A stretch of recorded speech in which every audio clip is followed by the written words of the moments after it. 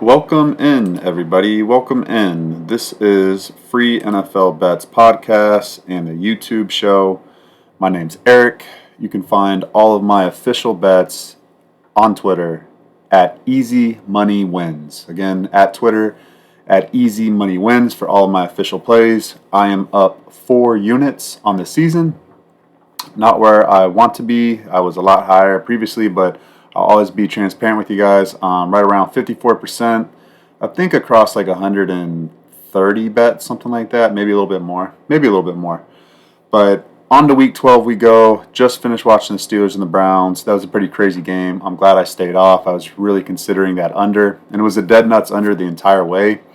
Until it was not. Until the very end and all the chaos happened and all the touchdowns started coming in. And then the under was dead. And the over cashed. And the Browns won as underdogs. So, such is life. We move on to Week 12 Sunday slate. Let's not waste any time. We have the Minnesota Vikings at the Chicago Bears. There are expected to be 10 to 15 mile per hour winds. And again, so if you watch the Browns and the Steelers tonight, sorry, excuse me, guys. If you watch the Browns and the Steelers tonight, snow does not have that huge of an impact on over-unders. Rain does not have that huge of an impact on over-unders. In fact, I think rain and snow favor the over because if you saw tonight, there were turnovers, quick turnovers. The ball was slippery. It was popping out. So I think a lot of people think bad weather favors the under. I actually think otherwise. The only weather that concerns me with over-unders is, well, with betting unders, is wind. So if you have 15 mile per hour sustained winds, teams have a really difficult time throwing the ball. If it's dry out, there's no rain, there's no snow, less likely a chance that the ball's going to pop out because it's less slippery. That makes me like to look at the under when I have a lot of wind. So that's a side note. That's why I kind of bring up the weather before each game, just so you guys can kind of see like where I'm thinking at, and like also make informed decisions based off yourself. I don't have the numbers of like every time it rains and what the over under is and all that. I'm just going off of what I see, what I've seen over the past 15, 20 years of me watching the NFL. Usually when there's a lot of wind, I'm looking at unders. Any slight chance of precipitation, rain, or snow, I'm looking at overs. So, all right, on to this game. 10 to 15 mile per hour winds, maybe some light rain. Chicago is pretty healthy. Tevin Jenkins is trending towards playing, and then we just need to make sure DeAndre Swift plays. So, other than that, Chicago's pretty healthy. Minnesota is very healthy as well. Sam Darnold looks like he is going to play. He practiced more today. I'm saying today as in Thursday. So Thursday's practice, I'm doing this right after the Thursday night football game. So Thursday's practice, Sam Darnold got more work in. And then Bullard, the defensive tackle, he's questionable. Have to watch him. But other than that, Minnesota's very healthy. So it should be a good game. Good on good. No backups and, may the best team win. So this line is at plus 3.5 for Chicago. And the over-under is at 39. Let's see if that moved at all. No, 3.5, 39.5. So maybe a little bit of over money today. And Chicago's offense. So basically, this game, it all comes down to Chicago's offense against Minnesota's defense because we kind of know what to expect from Minnesota's offense against Chicago's defense. Like Chicago's secondary is lethal to pick off Sam Darnold multiple times. They're that good. Are they going to be able to stop the run? I don't think so. They didn't do a really good job of stopping the run last week against Green Bay, and just all season, they're not a very stout front. The Chicago Bears. So Minnesota, they should be able to move the ball. They should be able to get their points. I think they get at least 2 touchdowns, a couple field goals. Maybe somewhere around 23 points for the game. That sounds about right. And then Chicago's offense against the Vikings defense is, man, that doesn't make you feel good. And now I know Chicago, they looked better last week. And like I said last week with the new offensive coordinator, I forget his name. What is it? Thomas Brown or something like that. he talked about getting the ball out fast.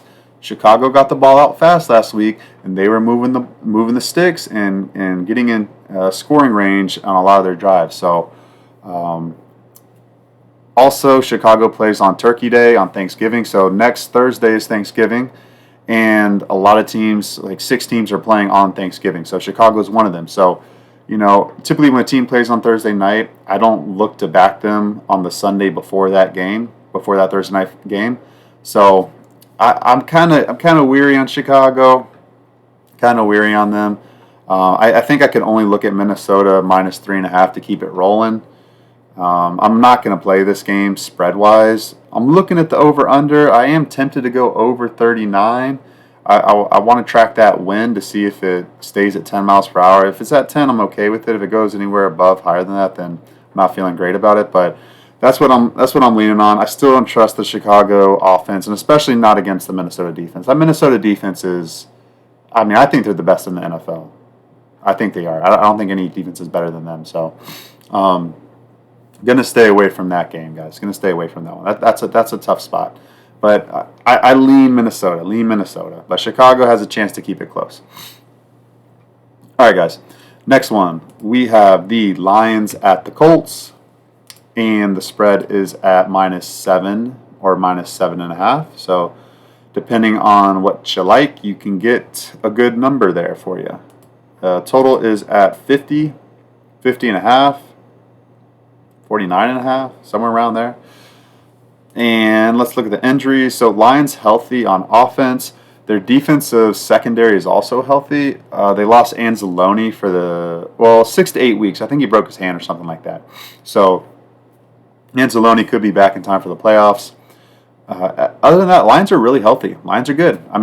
They didn't really get in a physical game last week against the Jaguars. They blew them out by like 50 points. So, yeah, not a very physical game. They took care of business. Everybody's healthy, and on to Indianapolis. So they play Thursday. Obviously, the Lions do because it's Thanksgiving. They play every year on Thanksgiving. And if you remember last year, they blew the game. Oh, not blew the game. They just didn't show up on Thanksgiving against Green Bay.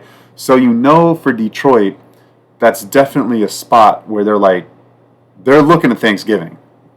They're thinking like, we can't mess this up again. And then also, the team that they're playing this week, Indianapolis, they're an AFC team, right? So there's no tiebreaker implications whatsoever for this game. They can lose this game. Doesn't hurt their conference record. Doesn't hurt their division record.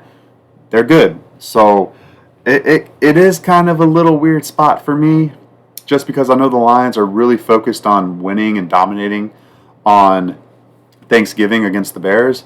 So it makes me a little concerned, even though Dan Campbell's a great motivator. Even though he's a great motivator, Jared Goff still plays like Jared Goff sometimes, just like he did in Houston when he threw the 5 interceptions.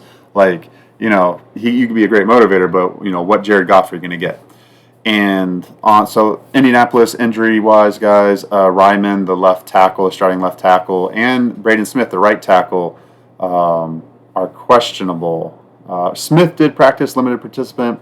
Ryman did not practice. I don't know if he played last week, because he was on the injury report last week as well. So that's huge. That's huge, guys. You really want Ryman in there, the left tackle, and Smith. Those are your 2 starting tackles. So that's something to track all week for Indianapolis. If you like Indy in this one, let's see here. Smith, I already said that. Okay, yeah, Indianapolis defense, they're healthy. Their front seven's pretty good, guys. On paper, they don't always play great, but, and obviously they're going to get a huge test against the Detroit offensive line. But it's kind of weird, guys. I'm probably going to stay off of this one, too. I don't know what it is, guys. Maybe it's just the year. Maybe it's just the time of year, but there's just a lot of injuries this time of year, coaches on the hot seat, quarterback changes, injuries, weird spots, Thanksgiving, this in my opinion, unless you're just seeing the board clear, I'm probably not going to have a lot of volume this week either. We'll see. I'll take a look at it deeper. It's only Thursday. We've only got 2 days of the injury report, so we'll see, but I definitely like the over here. I don't trust Detroit's defense, and I think Indianapolis can run all over them. So I think Indianapolis can stay ahead of the chains. And then Indianapolis, they play well at home. They play feisty at home. So I could see them. I could see them scoring points. So I am considering the over, and also Detroit could take them a little bit, for granted. So I do lean over 50. I am strongly considering that. Each team is, and this is another reason why I'm kind of liking it. Detroit is only 5-5 to the over this year, which is kind of surprising. Like you would think the way that Detroit scores, like they'd have a lot more overs, but they would have 5 overs to 5 unders, and then Indianapolis has 5 overs to 6 unders. So I mean, they could get an over here. I kind of like the over here. I did write that down on my short list. Actually, I didn't. Let me write it down now. Indy Detroit over 50. Yeah, I like that, guys. I do like that. Okay, next game, guys. Next game. Oh, I do lean Detroit minus 7.5 for what it's worth. I don't feel great about it. Both teams are 8-3 or 8-2 against the spread this year, so yeah, that's kind of a tall number, minus 7.5. I mean, even for the Lions, but I'm telling you guys, I really think the Colts can move the ball against this Detroit Lions defense, and I think they can keep it close.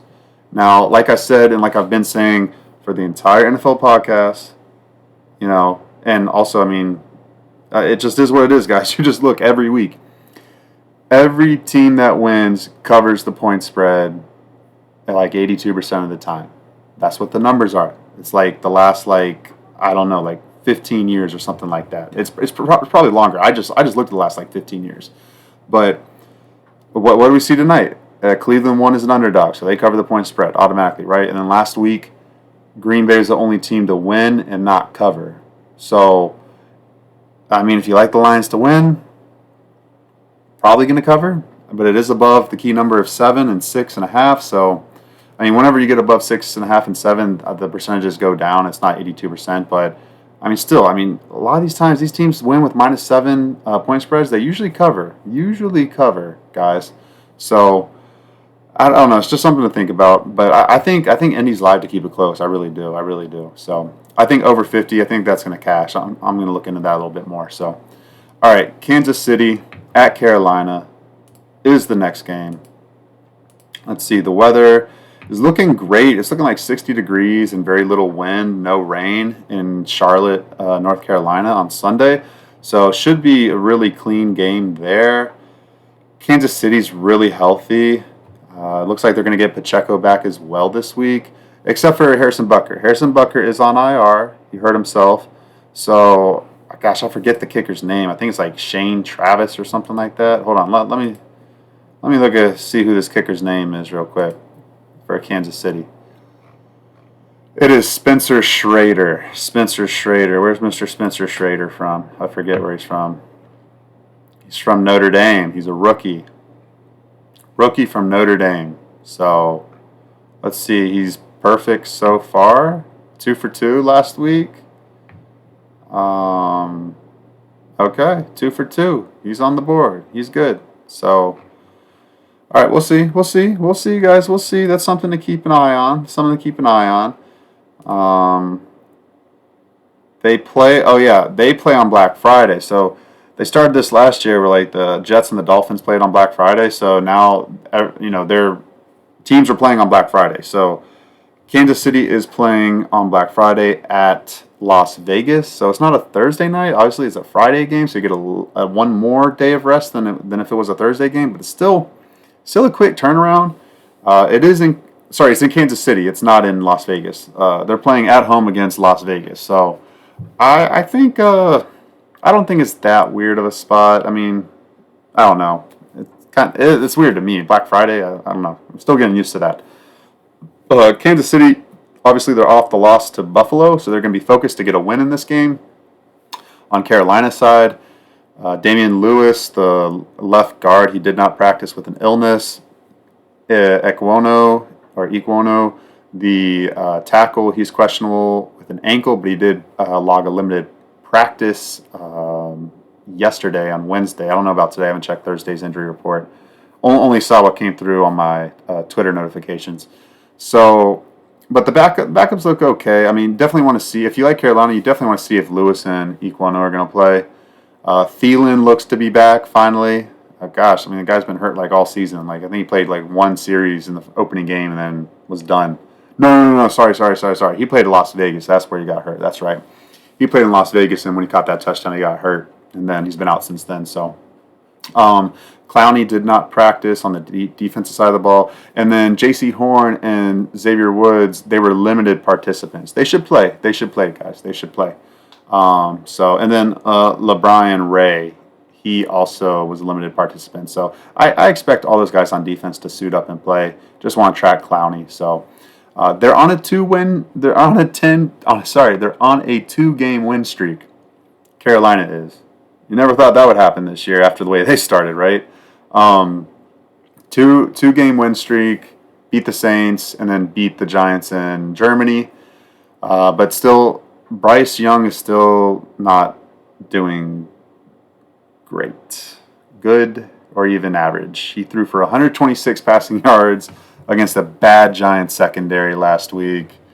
It's just not cutting it, man. It's just not cutting it, guys. And then the week before that, when he beat the Saints, he only threw for like 170 yards or something like that. So he's not lighting it up, guys. He's just not. So if you can stop the run against Carolina, you've got a very good chance to blow them out here. So honestly, that's the only way I could look in this game. Kansas City, they're going to want to get a win. And then I think if they feel like they have a chance to blow them out, they're going to try to run up the score and blow them out because they play on Friday. So if they have a chance to rest the starters in the fourth quarter, that would be fantastic for them. So I can only look Kansas City minus 11. Kansas City is only 5-5 against the spread this year. Carolina's 3-7 against the spread this year. But they're bad teams in the NFL. They only cover the spread between 3 to 6 times in a season. So Carolina's at 3. They got 5 more games to cover the spread, guys. So, I mean, they could end up the year with only 4 covers, 5 covers. I don't see them covering this one. I like Kansas City by a lot here. I'm going to write that down too. The more I'm talking about it, it's making sense. I know it sounds easy, but I just don't see it. I mean, Steve Spagnuolo against Bryce Young. Give me Steve Spagnuolo against him, man. Over, under. I do lean over. There's over 42.5.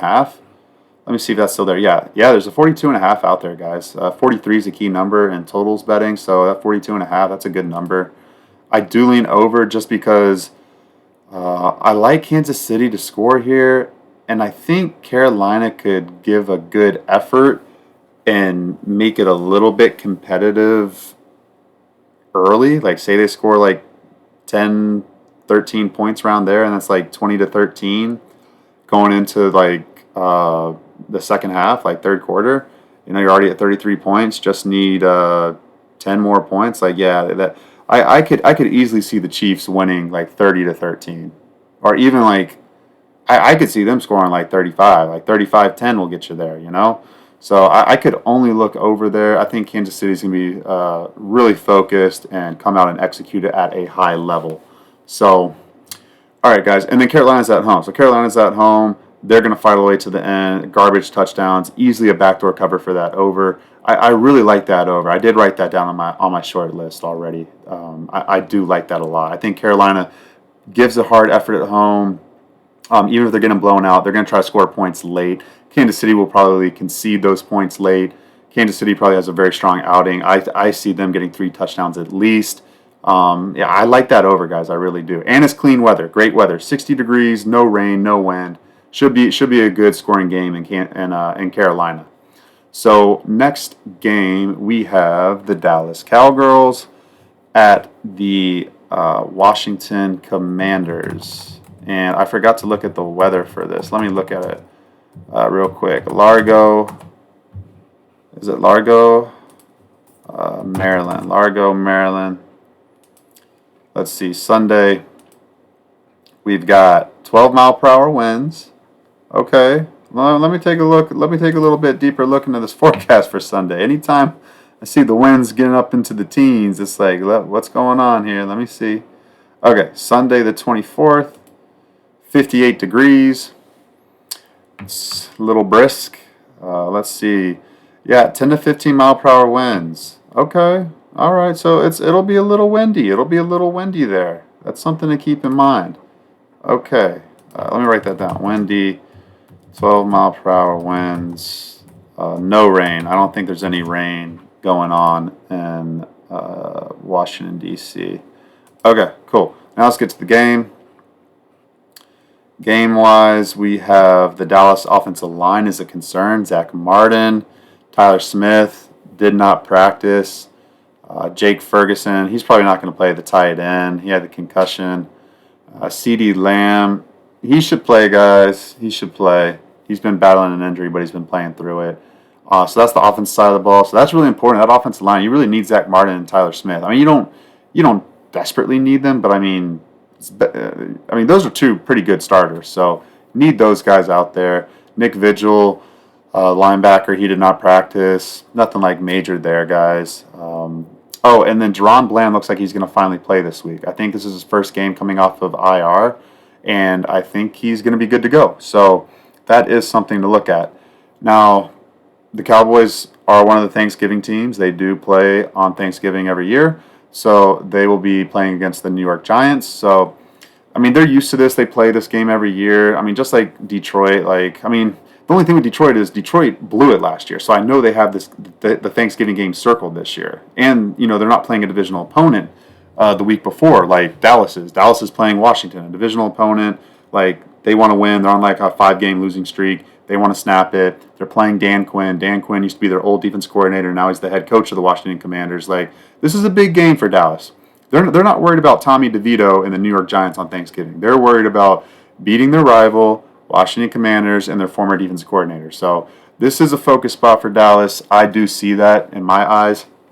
Washington is super healthy. Only injury thing is Marshawn Lattimore, the new cornerback they got in the trade from the Saints. He may play. He has an outside chance of playing. He's still nursing that hamstring. But other than that, this is also a focus spot for the Commanders. The Commanders have lost 2 in a row. And, they really do have a stronghold on getting the wild card, for sure. I mean, it's only the NFC West. The Cardinals, they have the tiebreaker against the Cardinals. And then Rams and 49ers are 5-5 as well. So, Washington has 7 wins, and unless they just completely melt down here. But, they got Dallas at home this week and then Tennessee next week. So they have 2 games. They have 2 games to win here to really, solidify themselves into the playoffs. The only thing, guys, is this, is even though I said Washington's super healthy, Jaden Daniels is concerning me. That rib injury is really, really plaguing him. When I watched him against Philadelphia on Thursday Night Football last week, his throws were short. He didn't have as much power in his throws. He was not taking off and running as often. That rib injury is affecting his play big time, guys.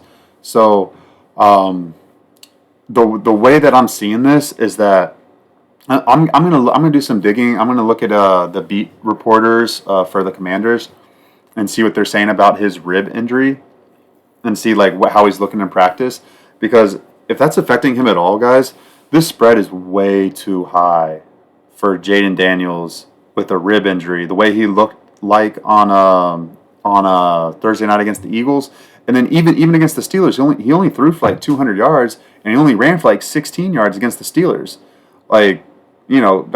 Those aren't great numbers. Those are like Bryce Young numbers. Seriously, 200 yards passing and 16 yards rushing.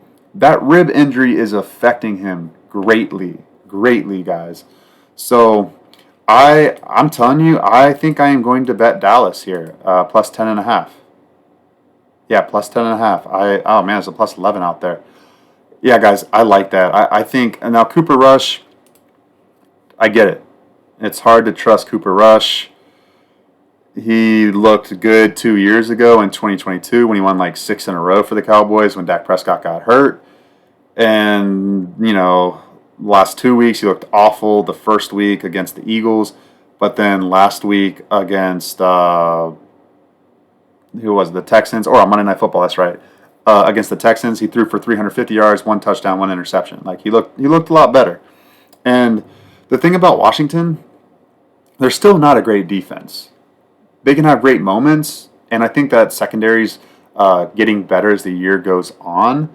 But I think Cooper Rush in that offense can move the ball against Washington, and then also they're not going to give up as well either. That organization has too much pride. Jerry Jones and Mike McCarthy, like he's on the hot seat supposedly, so they're going to keep fighting to the end. If they're down 17 in the fourth quarter, Washington will concede a touchdown if Dallas is capable of just moving the ball down the field, dinking and dunking, and getting into the end zone. And they'll cover that 10.5. The backdoor cover is easily there for them. But this is a rivalry game. It's a divisional game. You're playing your old defense coordinator in Dan Quinn. Dallas is, just got to track the health of Zach Martin and Tyler Smith. You got DeRon Bland back. Washington's defense isn't like top 15.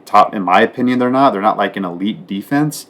So Dallas has room there to keep it close. And then Jaden Daniels, even if he's still not 100%, that means they're just going to run the ball a lot. So if they just run the ball a lot, you're not going to blow a team out just running the ball a lot in most cases. So I do love Dallas plus 10.5. I think I'm going to get there with it, guys. I'm pretty confident in that. It'll probably be a 3-unit play for me.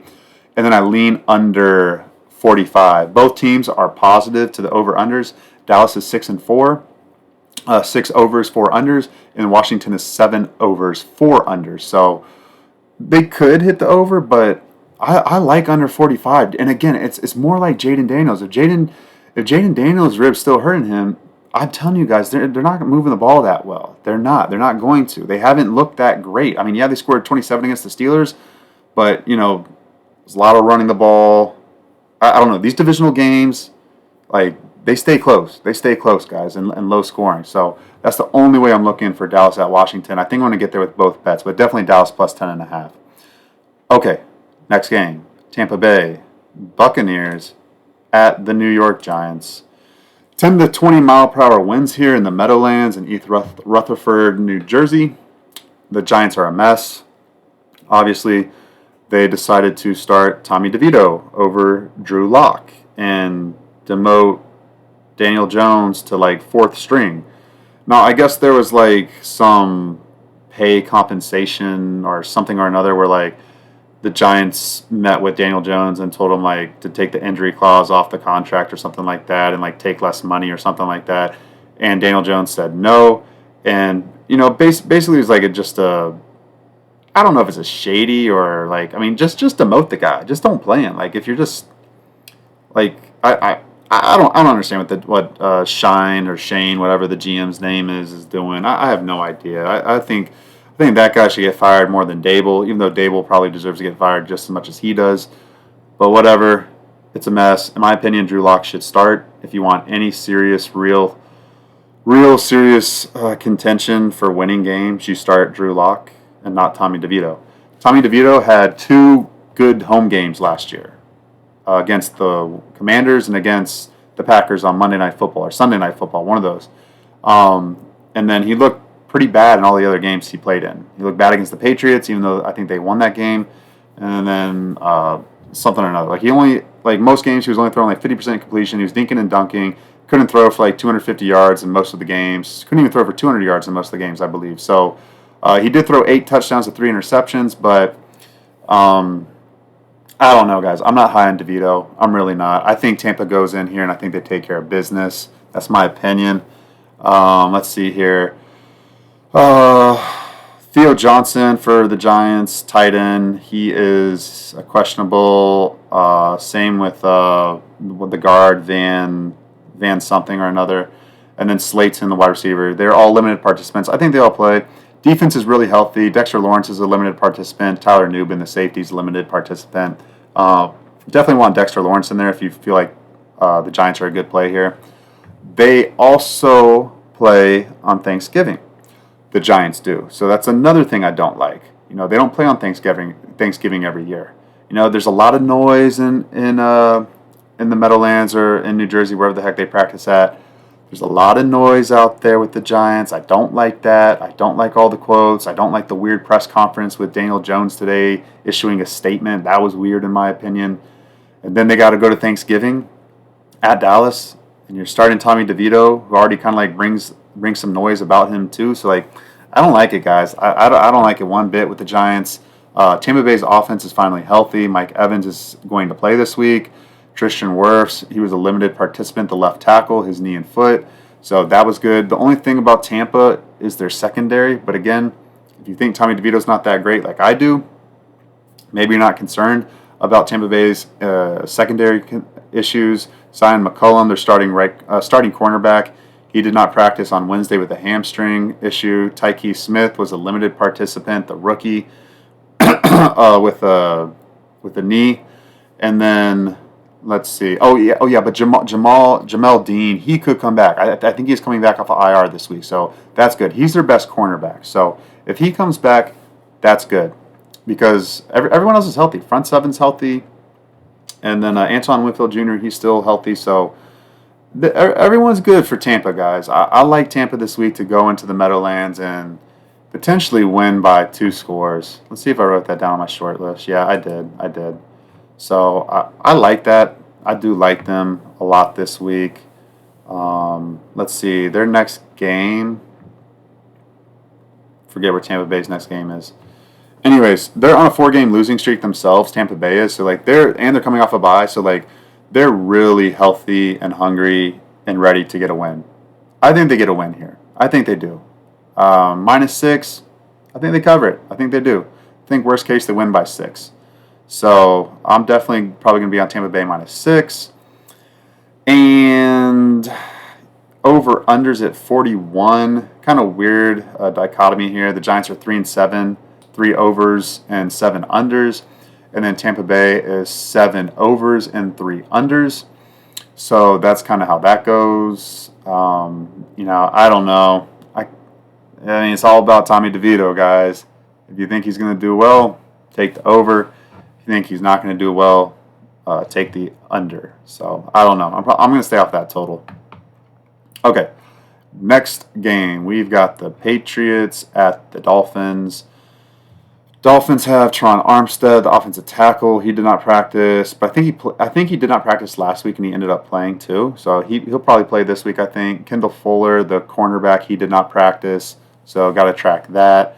Robert Jones, the offensive guard, he was a limited participant. Jalen Ramsey, the other cornerback, was a limited participant, and then Benito Jones, defensive lineman, was a limited participant. Also Tyreek Hill, but he played last week too after not practicing the entire week or something like that. So I do like the Dolphins too, for all those guys to probably play this week. Now, they also play on Thanksgiving. They're at Green Bay, so they don't play every year on Thanksgiving. So this is kind of different for them. But they did play on Black Friday last year, so I don't know. Maybe they are kind of used to this spot. They did play on Black Friday last year, so I'm sure Mike McDaniels is probably talking to this team about this, like, hey, it's just like Black Friday game last year.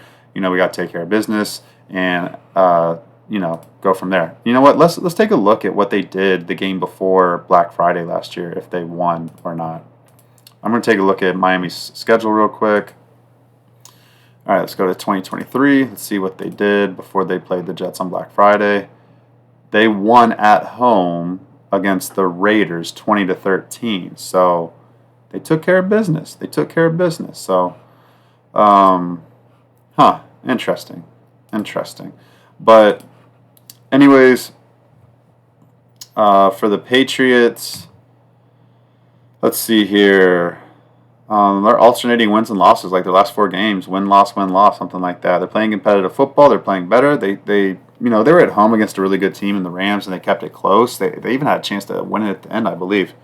Cole Strange, he has a chance to play. The offensive lineman, Vidarian Lowe, did not practice. So I want to check that offensive line, but I mean they've been kind of mixing and matching all season. So it kind of is whatever you've been seeing is what you're going to get for the Patriots offensive line. Barmore, he did not practice for the defensive line, but he played last week and he didn't practice. So I think he plays. I think Barmore plays. Deatrick Wise, he did not practice. The safeties, Duggar and Mapu, limited participants. But I think they play too, guys. I think they play too. So both teams are 4-6 against the spread. Patriots are 6-5 to the over, and then Miami's 4-6 to the under. Spread is at Miami -7. And I like that. I do like that, guys. I do like that. So the Dolphins legitimately still have a shot to make the playoffs this year. They do. I don't trust the Broncos to win out or win a lot of games for the remaining of their schedule. I think the Dolphins have a legitimate chance to make the playoffs. They're 4-6. They've won 2 in a row. They have good momentum. They have a very difficult game next week, and it's an NFC opponent in the Green Bay Packers, so it doesn't affect tiebreakers. So this is a division game, AFC game, important for tiebreakers. They need to win this game. I don't think they play around. The New England, they always struggle playing in Miami. I don't know what it is. So I do like Miami -7. That's the way I'm leaning there. I think I might get there with them this week again because I bet them -7.5 last week against the Raiders. Over under is at 46, and I kind of lean under here. Because I don't think the Patriots offense does well against Miami's defense. I really don't think so. I think May has a bad week, so I would look under 46. That's the way I would look there. Okay, last 1 o'clock game. We've got the Tennessee Titans at the Houston Texans, and the Texans, Fatukasi, the defensive tackle, and then Danico Autry, the defensive lineman. They were both non-participants. They did not participate in practice, and they've kind of been hurt all year. They've been battling without them, so I don't take it as like that big of a loss if those two guys don't play. I'm more concerned about Lassiter, the cornerback. He had a concussion. He was a full participant, but even though if you have a full participant, that doesn't mean that you're medically cleared from concussion. So looking at him, Stingley, the other cornerback, he was a limited participant. Will Anderson Jr., the defensive end, and Al Shahir, the linebacker, they were limited participants. So going to track them all week, see if they play. Texans need to start winning. They're alternating wins and losses too often. So, they need to start getting in a good groove. If they really believe they have a chance to go to the Super Bowl and make a run in the AFC playoffs, now's the time, guys. Stop alternating wins and losses. Get your wins together. Start stacking your wins. Go on a little win streak. So they beat the Cowboys in good fashion on Monday Night Football. Put together another win. You're better than Tennessee. Go out there and prove it. Tennessee injury report. It was a lot on Wednesday. A lot of these guys did not participate. Kenneth Murray, the linebacker, Roger McCreary, the nickelback, Sebastian Joseph Day, defensive lineman, and Algerius Sneed. The cornerback Algerius Sneed's been out for a while. So Calvin Ridley, I believe, did practice today on Thursday. I did see that come over my Twitter notifications. So something to look for there. Leroy Watson, the offensive tackle, he also did not participate. So that's something to look at there because I don't trust their backup tackle. I forget his name. But anyways, Tennessee, they've lost two straight games. Their next game is at Washington. Just a second, guys. Sorry, I had to get some water there. Okay. Yes, Houston's at Jacksonville next game. So 2 division opponents for them. Texans at home. They've been showing up at home, and I don't trust Will Levis against a good defense. It's Houston -8. Let me see. Is that what it is? Is that what it is still? Houston -8. Yeah, I can only look that way. Houston, their biggest issue was that they weren't covering large point spreads. A lot of their games were only within 6 points, but they kind of broke that norm last week. They took care of business, so that gave me some confidence moving forward with the Texans to win by margin. And then they also took care of the Patriots earlier in the season. They won by margin there. So, this team is finding a way to win by 2 scores. So I think I can trust them in this spot. The spread-wise for them, the only thing is, though, it's the only thing, I get a little weird when the team is this far lopsided in spreads. So Tennessee is 1-9 against the spread, 1 cover and 9 non-covers. Even the worst teams in the NFL against the spread every season, they usually get to 4 covers. So Tennessee probably has 3 more covers in them. I don't know if this is the one, though, guys. I don't know if this is the one. It'd be hard for me to trust Tennessee in this spot. It really would. So over/under is at 40.5. Tennessee's 5-4 to the over, and then Houston's 3-8 to the under. So I could see some over here. Let me see if that spread at that total moved any bit. 40 and a half, 41's a key number. It's hard to trust that Tennessee offense, but then again, if they're turning the ball over quick, they may have it go over. I lean over there, guys. I kind of like that over 40 and a half. I'm going to take a deeper look into that. Okay, on to the 4 o'clock games. 4 o'clock games are really good, guys. You got, well, the latter two are. The first one's kind of Denver at Las Vegas. For Denver, their offensive guard, Ben Powers, did not practice. Brandon Jones was a limited participant, and that's it. They're very healthy otherwise. So Denver's very healthy. Even if those two guys don't play, it's not a big deal at all. But I think they both play, guys. I think they do both play. They snapped the 2-game losing streak with a really nice win against Atlanta at home, and they've played well on the road this year. So they're at Las Vegas, but they've played very well against mediocre competition on the road. They beat Tampa Bay, they beat the Jets, and I think they beat somebody else on the road. So Denver's looked okay on the road, guys, against mediocre competition, and Las Vegas is probably a little bit below mediocre. So next game is Cleveland at home on Monday night. That'll be a big one for them. Las Vegas, they're on a 6-game losing streak. Injury-wise, they'll be Madison and Zamir White. They did not participate, so maybe Amir Abdullah starts. Who knows? That would not be good for them, for that offense. Cody Whitehair and Andre James. Whitehair, the left guard, he was a limited participant. Andre James, the center, or I forget what he is now. He might be a guard as well. He did not participate. So got to see if that offensive line plays. I think both of them did play last week, and they were limited participants all week. I'm pretty sure I remember that. Cody Whitehair, I think he did play. On the defense side of the ball, all 3 cornerbacks did not practice on Wednesday. So Nate Hobbs, Jack Jones, and I forget the other guy's name. So need to see if those 3 starting cornerbacks play or not if you want to bet Las Vegas. And these two teams already played earlier in the season. Las Vegas was up. They were about to go up 14-0, and then Gardner Minshew threw a pick 6 on like the 2-yard line, and then Denver just took control of the game from there, took all momentum. So, there's going to be some motivation for Las Vegas. There will be. I don't know, guys. Las Vegas they're just not as good a football team roster-wise as a majority of the teams in the NFL. And so if Denver comes ready to play, they'll take care of business. But divisional games, kind of weird, guys. It's kind of weird. I don't know. -6, is that what it's at now? -6. Let me see if that moved at all from last time I did my notes. It's -6. Yeah, -6.5. -6.5 some places. I don't know, guys. I'm probably going to stay off that game just because I don't trust Denver yet.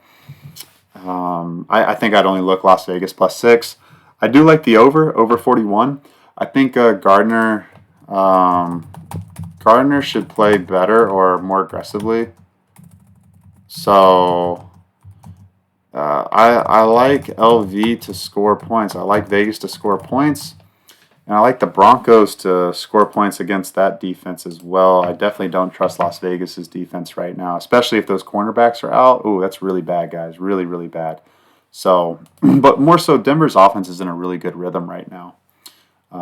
I like that over, guys. I like that over. Las Vegas is 7-3 to the over, and Denver is 6-5 to the over. So these are kind of over teams right now. So something to think of there. All right.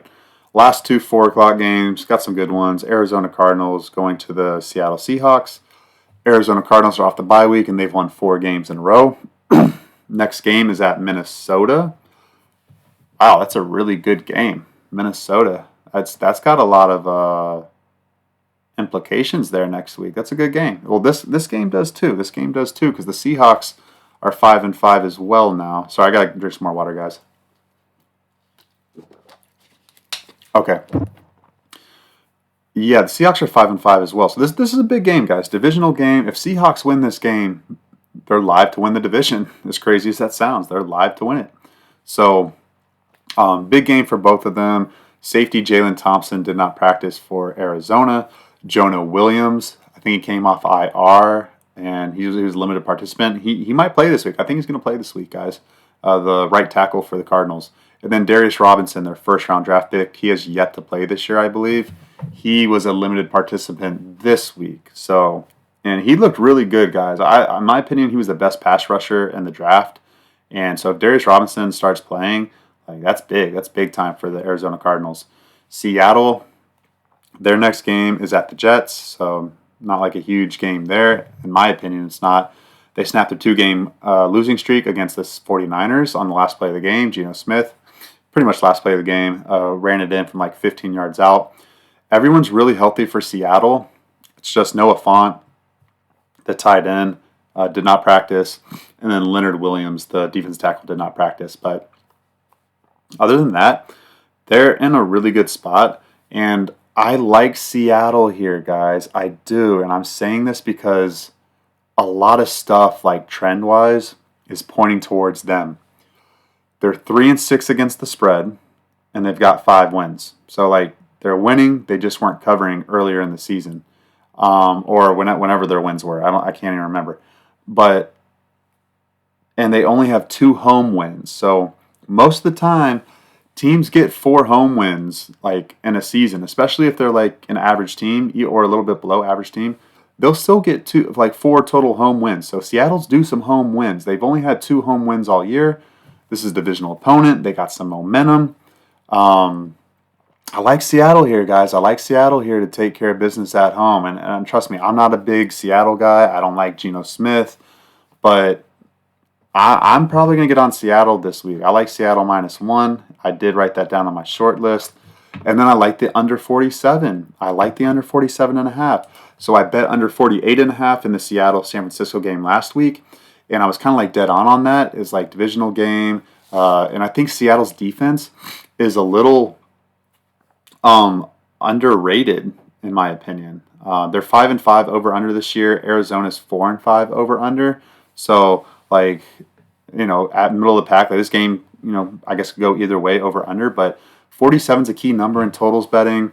Under 47.5, that sounds pretty good to me. I don't trust the Cardinals on not a short week, but like coming off their bye, off of 4 straight wins, feeling really good, going into like a hostile environment with like a really loud crowd in Seattle that has good belief off of Seattle's win against San Francisco. No, I don't expect the Cardinals. Like, the Cardinals are definitely the better offense, and like that's one thing about betting unders I really love, guys. Is this? I want the better offense on the road when I'm betting unders. That's what I want, because in the NFL, even the best offenses, like they don't. Putting up points on the road is difficult. It's hard. It's just not easy, guys. So I don't trust Arizona to put up huge points at Seattle. No, I definitely don't like that.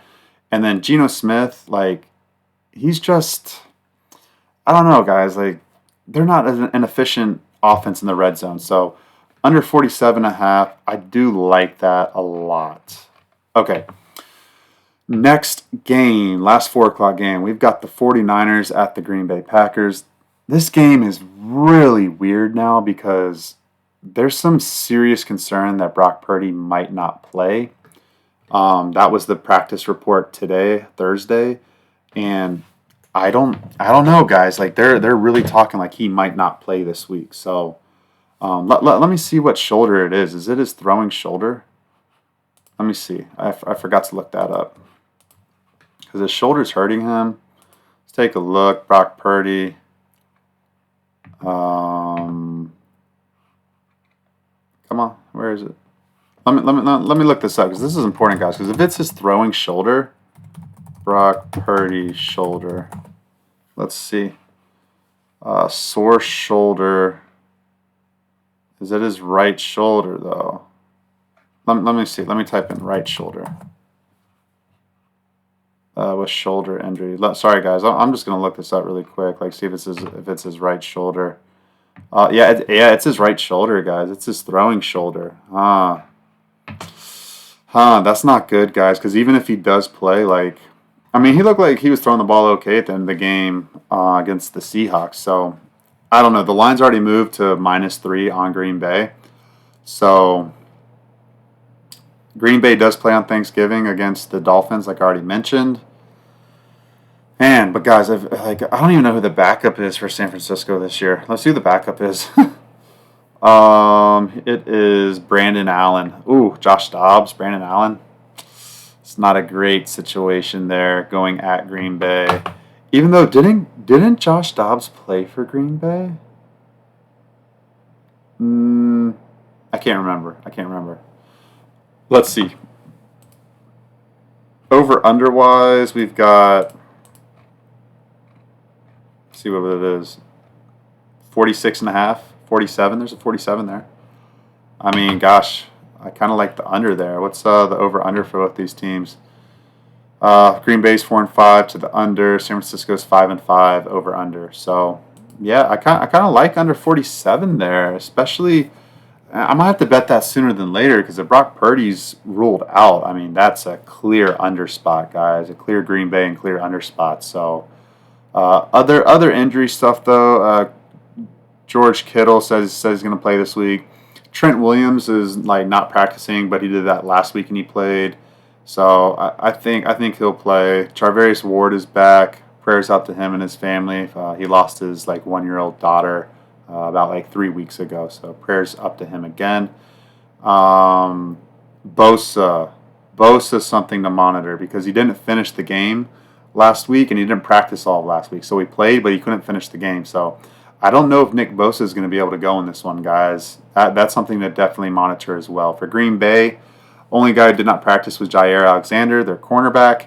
A lot of other guys were limited participants on the offensive line and the defensive front seven. So want to monitor that. If you like the under like I do, I'll wait till Friday's final injury report. And then San Francisco, their season might just be unraveling before their eyes right now, especially if Brock Purdy doesn't play because they still have to play Detroit, and then next game they play Buffalo. So, San Francisco, I don't think they're gonna make the playoffs, guys. And if you told me that 2 months ago, I'd be like, yeah, I don't believe you. I think they're gonna make it for sure, at least a wild card spot. But I don't think so, guys. I think the 49ers are not gonna make it. I can only look Green Bay this way because even if Purdy plays, how effective is he gonna be with that shoulder? His throwing shoulder, so I definitely lean Green Bay -3. Green Bay's only 4-6 against the spread, so they can definitely win and cover here. And San Francisco's only 4-6 against the spread as well. So, yep, I like Green Bay -3 right now, and I like that under a lot. I like that under 47. I think I might get there with that. Okay, last Sunday game, and I actually haven't had a chance to fully break this one down, so I'm gonna do this on the fly right now. It's the Philadelphia Eagles at the Los Angeles Rams. This is Sunday Night Football. This is a really good game, guys. Really, really good game here. For the Eagles, Devontae Smith, I don't think he practiced today. I think I saw that come through. Other than that, the entire Eagles offense is healthy. You kind of want Devontae Smith. Even he kind of underwhelms me. I feel like he should be better. I mean, he was a freaking Heisman Trophy winner, and he's just kind of average in my opinion in the NFL. On the defensive side of the ball, Milton Williams, or defensive end. I like Milton Williams a lot, guy. That guy, Milton Williams. He brings the juice. Everybody else is healthy, very healthy, very, very healthy. So that's good for Eagles fans. Their team's very, very healthy.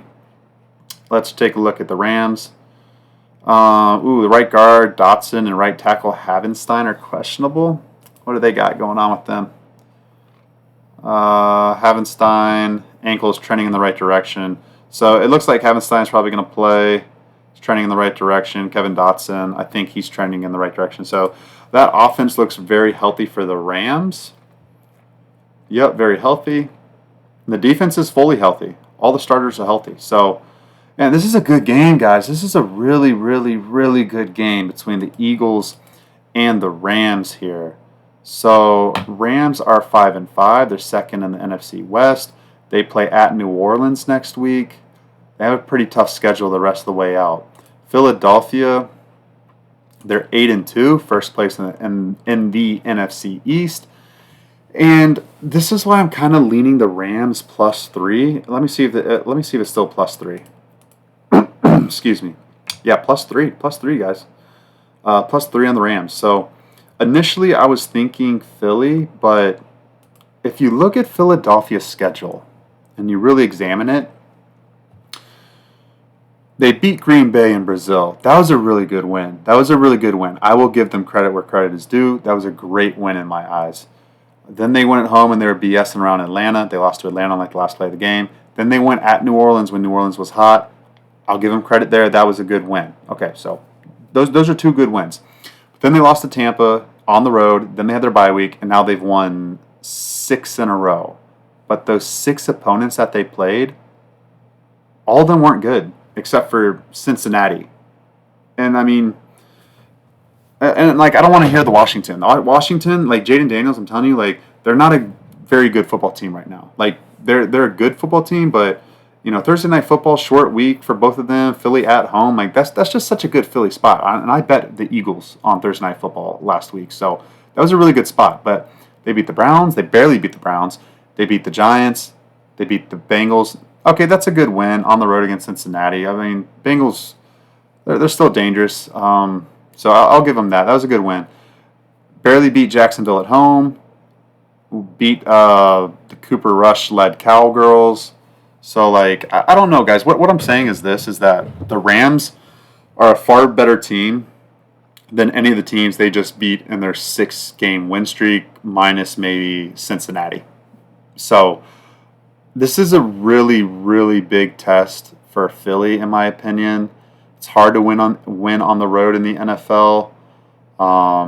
Philly's accustomed to winning the last like 3 seasons especially. So I know they're accustomed to winning, but the Rams have won a Super Bowl. Matthew Stafford won a Super Bowl. A lot of guys on that offense have won a Super Bowl. I don't know about anybody on their defense has won a Super Bowl. I think Darius Williams, maybe a couple, but what I'm saying is this. I think this game should be closer to a pick-'em. I kind of like the Rams to win this game. Now the defense for the Eagles has played really, really well of late, and Vic Fangio finally has that defense playing really well, but I know that they can be beat by a very efficient quarterback, and Joe Burrow was kind of having his way against that defense for most of the game until they imploded in the late third quarter. Yeah, but other than that, they didn't. And then, I mean, they really haven't played like a great quarterback except for like Joe Burrow in the 6-game win streak that they have. Like, I'm telling you guys, I lean over in this game. The over-under is at, let's see what the over-under is at, 48.5. I think there's going to be a lot of points. I kind of do lean over here. Let's see, I didn't do my research on that. I'll have to do my research on that, but I forget what the over-unders are for each of these teams, but yeah, I like the Rams +3. I'm gonna do some more research on that, and then over 49.5. I think the Rams push the pace. I know the Eagles can definitely score and keep pushing the pace as well too. So I like points in this one. I do. I like the Rams to win it, guys. I like Rams +3. I do. People are disrespecting the Rams. This game, in my opinion, should not be a 3-point advantage for the Rams at home. Even though they don't have a great home field advantage, home crowd advantage, like they still play well. They play well at home, guys. So, yeah, that's the only way I'm looking. Those are all the Sunday games. I appreciate you guys for listening. Please give me a like, subscribe to my YouTube channel, follow me on Twitter for all my official plays. You can comment. I'm doing this for free, so all I'm asking is just drop a like, drop a comment, subscribe to the YouTube channel. I appreciate you guys. We're gonna turn it around this week, being very selective or not very selective. Like I think I'm seeing the board clear right now. We're gonna fire away, guys, at what I think is a good bet. So yeah, follow me at Easy Money Wins at Twitter for all of my official bets to see what I officially do this week. And let's get back to it, guys. Let's have a great week. Let's win some money.